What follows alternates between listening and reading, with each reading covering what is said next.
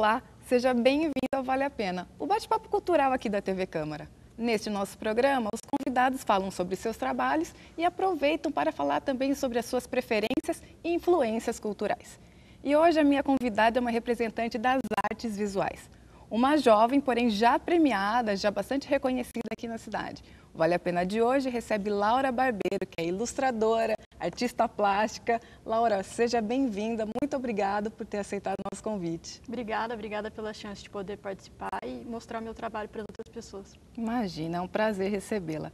Laura, você é graduada em Artes Visuais pela Unicamp. Uma formação muito ampla, então vocês têm aulas de diversas disciplinas, desenho, pintura, gravura, escultura.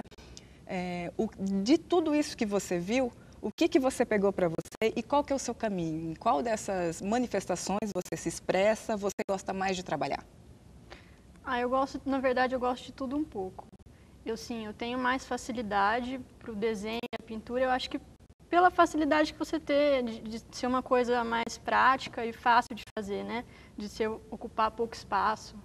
Mas eu gosto de tudo. Eu gosto de bonecos, eu gosto de escultura, eu gosto de instalações artísticas, já tive a chance de poder fazer, já trabalhei com cenografia. Então, você pode buscar várias vertentes nas artes plásticas, né? E você não necessariamente precisa escolher só uma delas. Isso aqui é o mais bacana. Ô Laura, e de onde veio tudo isso? Desde cedo você soube que era esse um caminho a seguir, que era nas artes que você se encontraria enquanto profissional? Para falar a verdade, não. Quando eu prestava vestibular, na verdade eu era meio perdida, assim, eu já prestei biologia, prestei agronomia, aí eu invoquei que eu tinha que fazer arquitetura e depois também prestei artes plásticas, né? Então, nessa época, nesse ano que eu passei no vestibular, na faculdade, eu prestei arquitetura e prestei artes plásticas. Por sorte minha, eu passei só em artes plásticas, que foi onde eu acabei indo cursar, né, a faculdade, fui para fora, fui para Campinas fazer faculdade lá. Mas eu, desde criança, assim, eu acho que eu já era artista. Eu acho que acaba nascendo, né? E só depois se descobre que acha que realmente é. Mas Isso sempre te acompanhou? Você sempre gostou de desenhar? Como que era isso na sua infância, por exemplo? olha, eu nunca fui, sei lá, uma criança que desenhava muito bem, sabe? Eu gostava de desenhar, eu sempre fui muito criativa, mas quem olhava meus desenhos de criança, assim, não falava, nossa, menina é um prodígio artístico. Eu simplesmente desenhava porque eu gostava, mas eu gostava de escrever também, gostava de desenhar.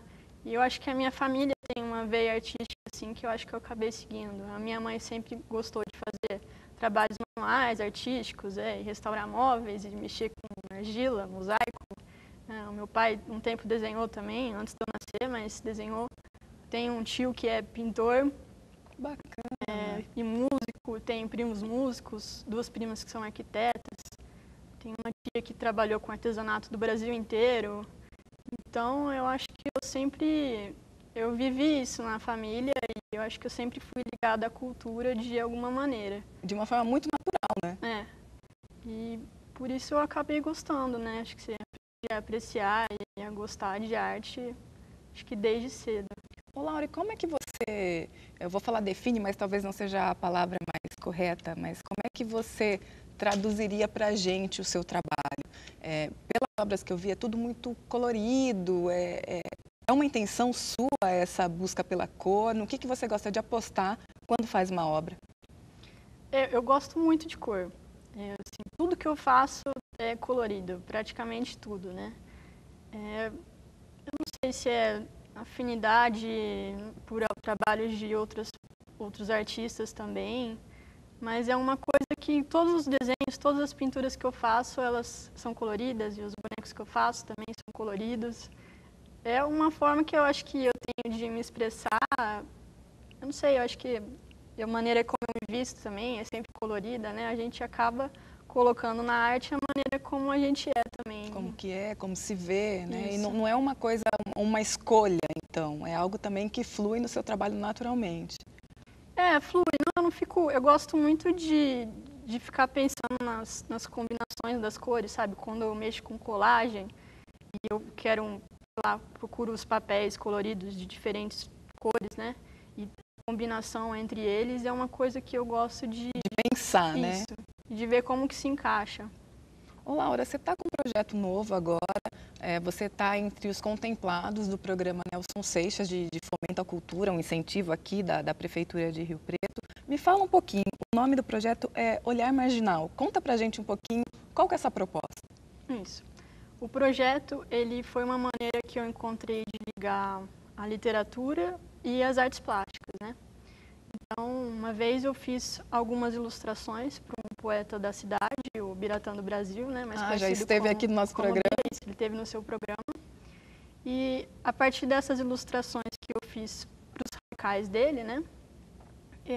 Eu fiquei com vontade de levar, sei lá, ele tem a ideia de relançar o livro, né? Agora com essas imagens. E então eu pensei na ideia de fazer um livro ilustrado nas marginais, né? Porque esse livro que ele escreveu chama Haikai na Marginal Arthur Nonato, que é uma marginal que tem, né? Que corta a cidade, né? Isso. Ele fala que ele se inspirou para escrever os haikais enquanto ele passava por essa marginal. E aí eu fiquei com essas imagens e fiquei pensando nessa ideia de fazer um livro ilustrado a céu aberto, né? Por que não deixar, em vez de deixar as imagens e as poesias só no livro, ali no papel, elas então para as ruas, né? E foi uma maneira que eu encontrei de aliar as duas coisas. Aí o projeto ele fala também um pouco também, ele brinca com a palavra o olhar marginal, que tem a ver com a poesia marginal, que eu acho que é o tipo de poesia que o Bira faz também. Correto. E aí, você já fez de alguma forma grandes murais assim em rua ou vai ser a primeira vez? Não fiz, vai ser a primeira vez. Né? Faço trabalhos maiores também, mas né, que não sejam tão pequenos, mas vai ser a primeira vez que vou fazer em grandes dimensões. Que bacana, parece que já tem alguns desenhos aí, né? Mostra pra gente um pouquinho. Essas imagens aqui são as ilustrações que eu fiz, né, para os haikais dele. Né? Esse haikai aqui, com tua língua barroca, desenhe e rabisque no céu da minha boca. Então foram algumas imagens que eu fiz, né? Essas estão em preto e branco, mas a ideia é fazer elas no murais que elas sejam coloridas. E não necessariamente uma reprodução, né? Pode ser uma inspiração na obra original, né? Mas a imagem que eu me baseio aqui para os murais, que vão ser, na verdade, 8 murais aí que eu vou levar para as ruas, para as marginais. Bacana. E eu vou me inspirar, né? Porque, na verdade, como tudo que eu faço tem cor, para mim não vai ter graça se eu fizer só em preto e branco. Então serão 8 murais coloridos. Isso, a ideia é fazer 8 murais, né? Se o projeto der certo mais, eu pretendo fazer mais. Mas para fazer o projeto, eu tive que pedir autorização dessas pessoas que moram pelas marginais. Os muros que você vai usar, Isso, né? Na verdade, vão ser 2 marginais. A marginal Arthur Nonato e a marginal do lado de lá, que é a Governador Pereira de Barros. Entendi. E aí, para montar o projeto, pedi autorização desses moradores, né? Às vezes eram até centros comerciais, assim. Mas o pessoal me deu super força e ficou com vontade de que eu começasse logo, assim. Que bacana. Isso foi legal. Ô Laura, e como é que é para você agora levar sua obra para um lugar diferente? Então, sua obra já esteve em salões de artes, já esteve ilustrando livros e agora você faz uma obra a céu aberto, num contato direto com o público. Como é que você acha que o público vai receber e como é para você fazer uma obra tão próxima desse público e tão sujeita à intervenção, à interpretação, à crítica? Pois é, até quando eu fui buscar esses muros pelas marginais, eu me deparei muito com pichações, né? Que tinha pela marginal inteira. Até quando eu bati na porta dessas pessoas, muitos moradores reclamaram para mim, falando, olha aí o que fizeram com o meu muro, que sacanagem, né? Essa pichação, né? Que bom que você vem aqui fazer alguma coisa no meu muro, porque eu não fico feliz com isso. Uma nova proposta aí, né? Mas eu acho que é muito legal, assim, as pessoas recebem muito bem o grafite, né, que tem pelas ruas. Então, eu acho que as pessoas sempre ficam receptivas, né? Ainda mais a marginal, eu acho que é um local que as pessoas passam com muita pressa, né? Sempre com muita pressa. Muita rapidez e não se preocupam muito com o que tem pelo caminho, né? Então, acho que vai ser uma forma de chamar a atenção das pessoas para aquilo, né? Eu pensei muito assim, quando você é criança e você vê um livro ilustrado, né? As pessoas dizem que quando você pega um livro ilustrado, você é uma criança, é a primeira vez que você tem um contato com uma obra de arte, né? E quando você olha o desenho e você gosta do desenho, você se interessa pelo texto. Então, a minha ideia é essa também, né? Fazer que a partir das imagens que vão aparecer nos muros, as pessoas fiquem interessadas também em ler as poesias que vão estar lá junto. Laura, falando em poesia, falando em texto, você tem um blog onde você coloca, além dos seus desenhos, alguns textos. Você ilustrou um livro. Como é que é a sua relação pessoal com a literatura? Você gosta de ler? É importante para você na hora enquanto inspiração? Como é que funciona isso? Eu gosto bastante de ler e a minha ligação, acho que é com a palavra e com a imagem, né? Quando eu estou desenhando, pintando, principalmente, sei lá, escutando música, vem muitas palavras na minha cabeça, como se fossem pequenas histórias. Porque eu tenho mania de, sei lá, quando eu estou desenhando uma linha, essa linha ela vai virar outra coisa. Sei lá, se essa linha é a mão de uma pessoa, essa linha pode virar a linha de uma pipa. Então, eu vou criando uma narrativa na minha cabeça, né? Como se fossem criando pequenas narrativas, e dessas narrativas vão surgindo histórias. Eu sempre ando com um caderninho ou, sei lá, caneta, e aí eu vou escrevendo essas coisas que aparecem na minha cabeça.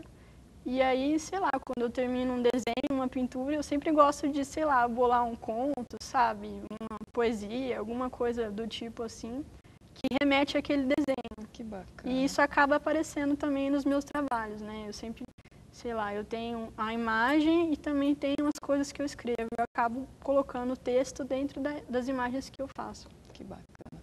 Laura, passou voando o primeiro bloco, a gente faz um breve intervalo agora, a gente volta já já, uma pequena pausa. Vale a pena, faz uma paradinha agora, volta daqui a pouquinho. Não saia daí, a gente volta já já.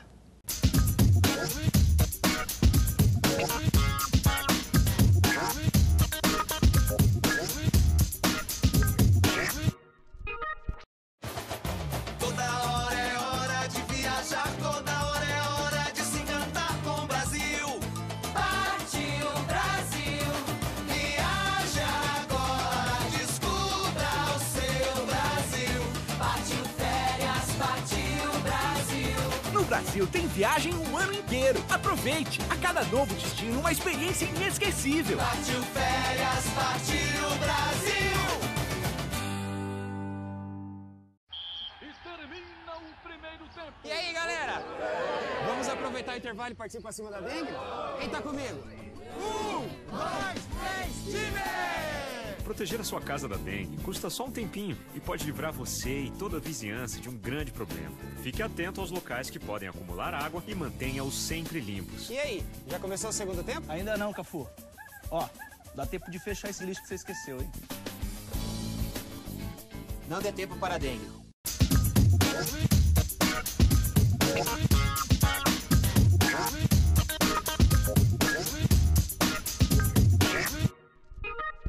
Olá, o Vale a Pena está de volta. A nossa convidada hoje é a ilustradora Laura Barbeiro. Ela fala aqui um pouquinho sobre as suas obras, a sua relação com a literatura, com a música. E o primeiro bloco a gente terminou justamente falando de literatura, né? De como as suas obras remetem também a uma narrativa. Laura, quem são os seus autores preferidos, aqueles que mais te inspiram, ou um livro especial da sua vida que você pode colocar como nossa dica aqui de Vale a Pena? Olha, como a gente citou, né, a poesia no projeto, eu tenho alguns autores preferidos, assim, de poesia, que é o Manuel de Barros, né, que para mim ele é o máximo, assim, e eu acho ele muito visual também. Quando você lê a poesia dele, você vê muitas imagens na cabeça e ele tem muito dessa coisa de infância, do lúdico, e isso me atrai muito. O Mário Quintana também é outro que eu gosto muito. O Paulo Leminski, que eu não posso deixar de citar também, que ele é considerado poeta marginal, né? Já que a gente está falando do olhar marginal aí. O Milor Fernandes, que também escrevia haikai, e, aliás, foi um dos autores que me inspirou para fazer os desenhos aí, que eu fiz as imagens, né? Que ele ligava o haikai também com os desenhos que ele mesmo fazia. Esses são alguns da poesia. Agora, de autores da literatura, né, de mais romance, assim, tenho alguns livros preferidos, assim. Um deles é de um escritor uruguaio que chama Mário Benedetti, que ele escreveu um livro que se chama A Trégua. Não é porque a personagem principal chama Laura, não, mas é um livro que eu gosto muito, que eu releria várias vezes, assim. Bacana. E também tem outros autores.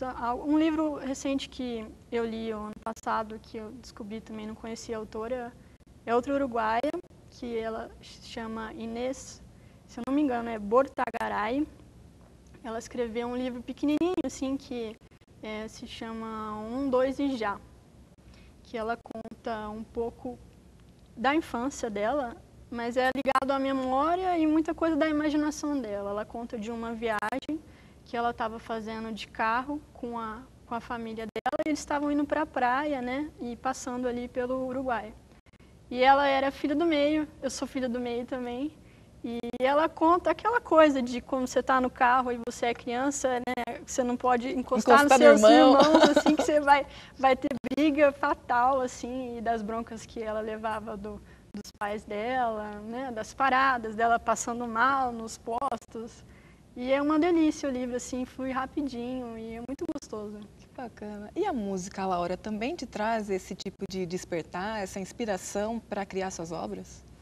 Sim, normalmente quando eu tô, sei lá, criando, é muito legal você ouvir música, porque às vezes eu acho que você nem percebe, fica no inconsciente mesmo, e alguma palavra que você escuta, assim, ou alguma coisa, alguma sensação que a música te remete, faz você criar alguma coisa, é muito louco. Que bacana. Eu vi no seu blog, aliás, que você entregou um dia um desenho muito bacana para o Arnaldo Antunes. Como é que foi esse momento? E foi um artifício de fã, é isso? Tietagem total, né? Eu tenho uma prima que nós duas somos muito fãs do Arnaldo Antunes, e a gente ficou sabendo que ele vinha fazer um show, né, de uma cidadezinha próxima a Rio Preto. E ela, não, você tem que fazer um desenho para a gente entregar para o Arnaldo, você tem que fazer. E aí eu fiz o desenho para ele. E a gente chegou lá no show, ela chegou antes de mim, encontrou a produtora dele circulando ali pelo local e falou, ó, minha prima, ela estava com a imagem do meu desenho no celular dela, falou, minha prima quer entregar isso aqui para o Arnaldo, você acha que tem como? Ela, nossa, demorou, vamos entregar. E aí ela levou a gente até o camarim e eu tive a chance de conhecer ele, que foi muito legal, e ele divulgou meu trabalho depois. Que bacana. Foi um dia inesquecível. Olá, e sua aproximação com o teatro? Você fez alguns cursos, por exemplo, com a Giramundo, Teatro de Bonecos. Você foi fazer também um curso de modelagem de bonecos em Praga, na República Tcheca. Como é que foram essas experiências, essas duas especificamente? Eu fui fazer cursos não de teatro, mas eu fui fazer cursos de manipulação também e a confecção do boneco, né? Eu gosto muito, na faculdade, eu tinha uma disciplina que tinha uma oficina grande, né, para você usar as máquinas lá de madeira, e você tinha que bolar um projeto para essa disciplina. E o meu projeto foi fazer uma marionete. E aí eu fiz a minha primeira marionete lá, que eu nomeei de Antonieta, e aí curti muito fazer e fiquei apaixonada por isso depois. E aí eu busquei alguns cursos para fazer, né? Depois de boneco, fui com algumas amigas minhas e a gente foi fazer um curso no Giramundo. Nossa, que foi muito legal, e eles têm um museu enorme de boneca e marionete, tive a chance de conhecer. Essa pode ser uma dica de um Vale a Pena Conhecer, tanto o trabalho da companhia quanto o próprio espaço lá. Ah, super dica, é um museu e, nossa, tem muito, mas muito boneco mesmo, e é um mais incrível e lindo que o outro.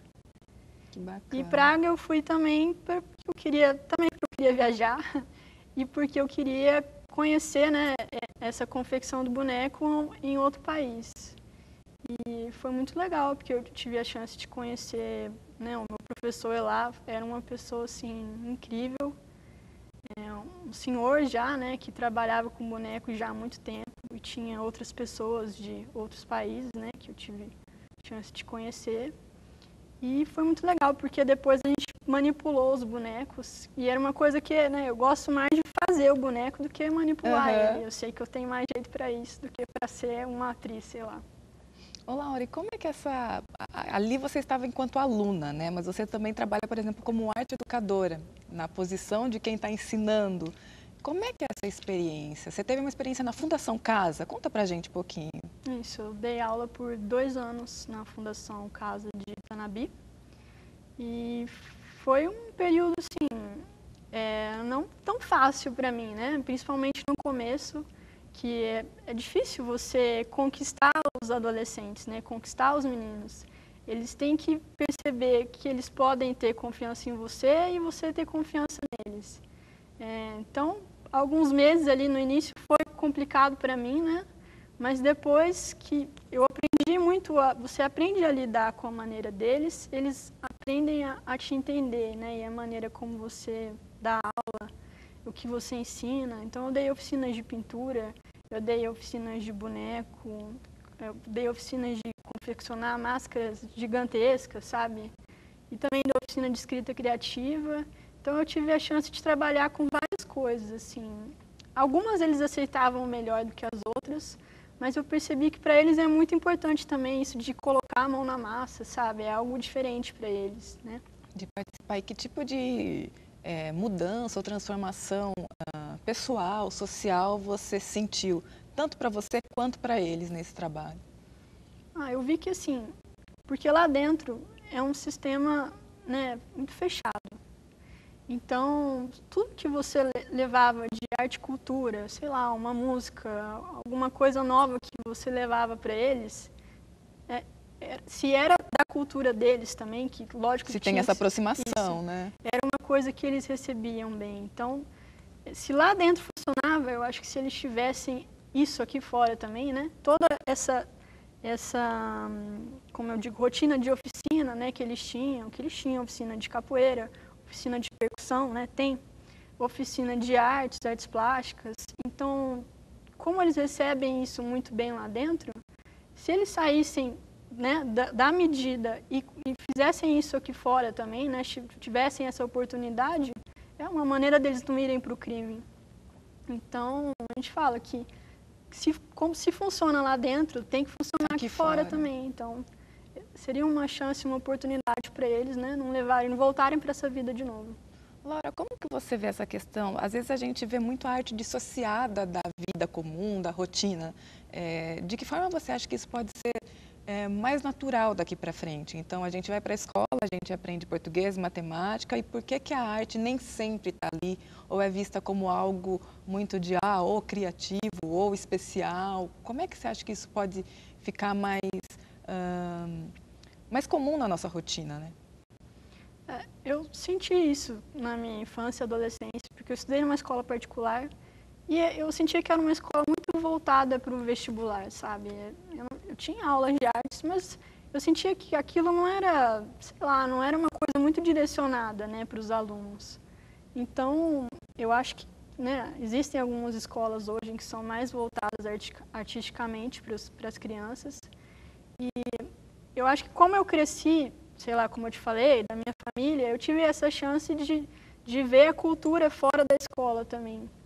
Mas não é todo mundo que tem essa oportunidade. Por exemplo, esses meninos da Fundação Casa, os adolescentes, muitos deles não tinham ido a um museu, né, ou visitar uma exposição, e eu tive a chance disso, né, pela minha família, né, por eu estudar numa escola boa, né, mas eu acho que a arte ela tem que se aproximar do público, tem que se aproximar das pessoas.